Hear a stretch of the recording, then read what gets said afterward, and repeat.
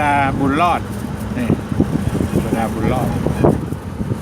ก็ประกอบไปด้วยแก้วน้ำแข็งน้ำแข็งก็บริษัทตาช้างเฮ้ยบริษัทนี้เองนะวารีก็นั่งด้วยวารีก็นั่งเลยปากนี่ก็ลุงใหญ่ใช้ไฟช่วยการถ่ายทำไปช่วยเล็กน้อยชายทะเลปากน้ำนี้ไม่ติดขี้ริ้วเหรอลองดูนะอาหารเยอะคนเยอะขาวแดงเยอะคนออกกำลังกายเยอะนี่ส่งเจ๊ลง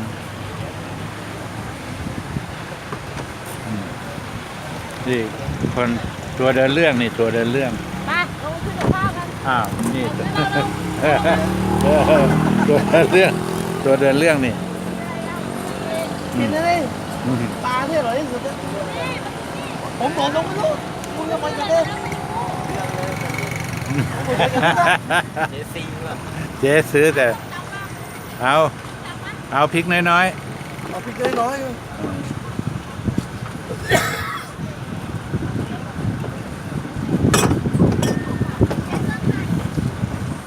เจ๊ซื้อกับข้าวไม่ลองไปซื้อเพราะว่าต้องไปยังไงเลยต่อไปลุงใหญ่ตัวเท่านี้หรือเปล่าไม่รู้ไปกินมาตัวใหญ่เต็มอยู่แล้ว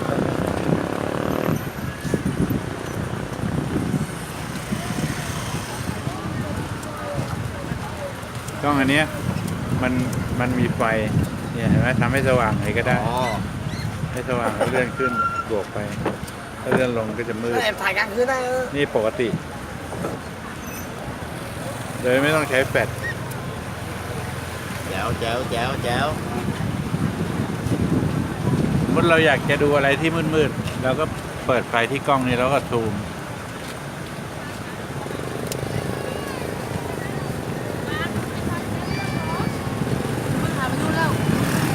แล้วให้ดูบริเวณชายทะเลสว่างมากเกิน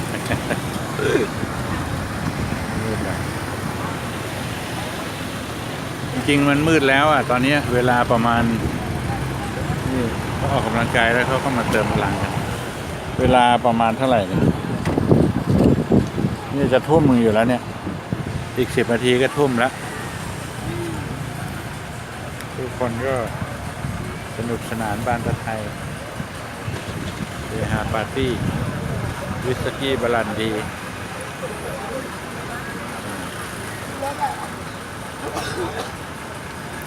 ทะเลวันนี้ก็ค่อนข้างจะขนองนิดหน่อยทะเลขนองที่นี่คือตั้งไฟได้ก็มีทั้งไทยและเทศไม่ต้องยกมือไหว้เทศก็คือฝรั่งให้ดูครับมันคือปากน้ำปรานบุรีนั่นเองปากน้ำปรานบุรีวันนี้คึกคักแม่ค้าก็คึกคักของก็ขายดีใส่คนจะมากินสั่งลาอะไรบางอย่างหรือเปล่า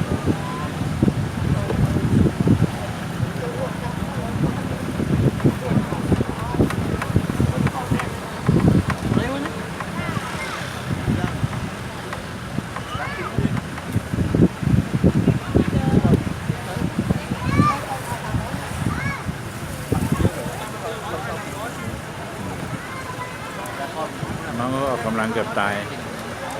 แล้วมากินหมูย่าง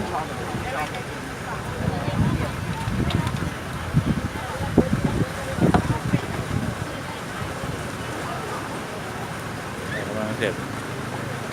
เติมพลังด้วยหมูย่างส้มตำไก่ย่าง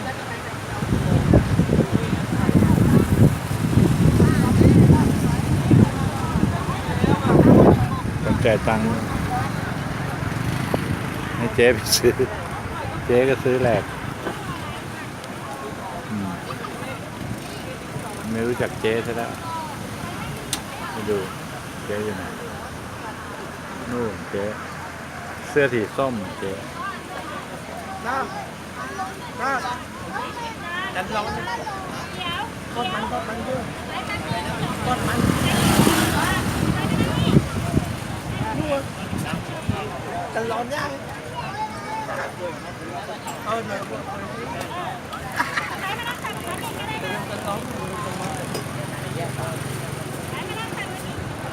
อะไรอะเอาอะไรมัน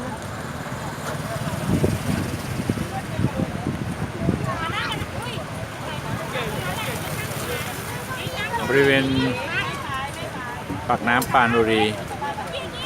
ชายทะเลไม่เลวมันถ้าจะเรียนแบบพัทยานาเกลือใช่ไหมพวกหัวหินรู้สึกจะทะลักมาทางปากน้ำมานอนกันที่นี่ไม่ค้าทำไปเล่นไปที่แรกมาก็เหม็นไม่ค่อยดีนี่ขนาดวันนี้วันพฤหัสนะนี่เวลาตอนนี้จะทุ่มแล้วเนี่ยใกล้จะ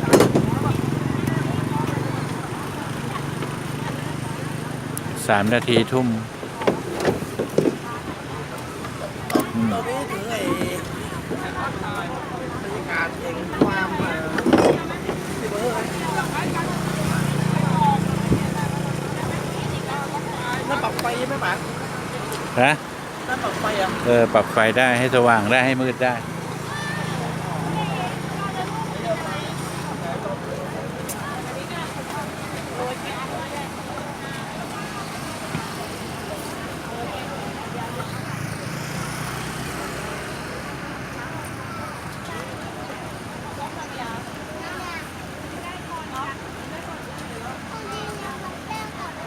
นี่สร้างอันผู้ใจดีคนนี้วันไม่รู้หมดค่าเลี้ยงลูกน้องไปเท่าไหร่ไม่คำนึงกินอย่างเดียวแต่ไม่อ้วนลูกน้องอ้วน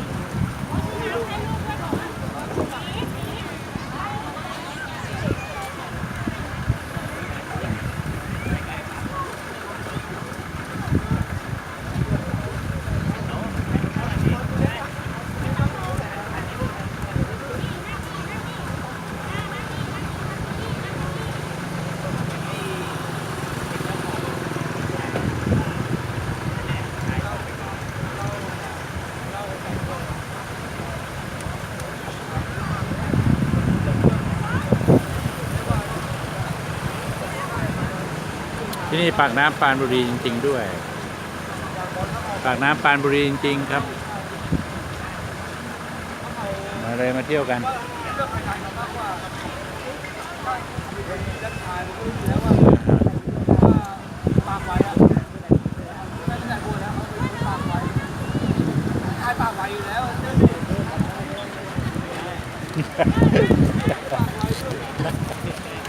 ดูเจ๊ฮิว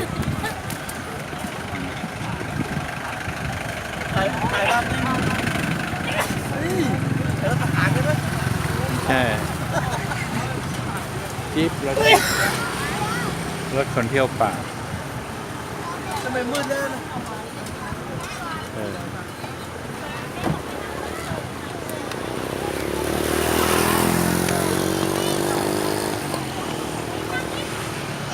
คนมาเยอะแยะเลย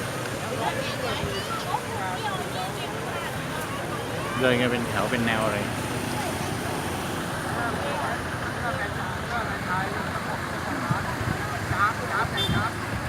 เสือมาด้วยน